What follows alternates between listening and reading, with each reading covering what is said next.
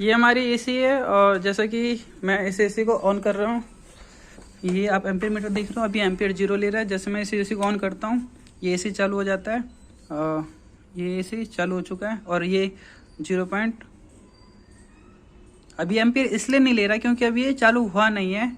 जो इसका आउटडोर होता है एक्चुअल में करंट वो लेता है, तो अभी हम वेट करेंगे इसके आउटडोर को चालू होने के लिए। जब तक मैं वीडियो को पॉज कर देता हूँ।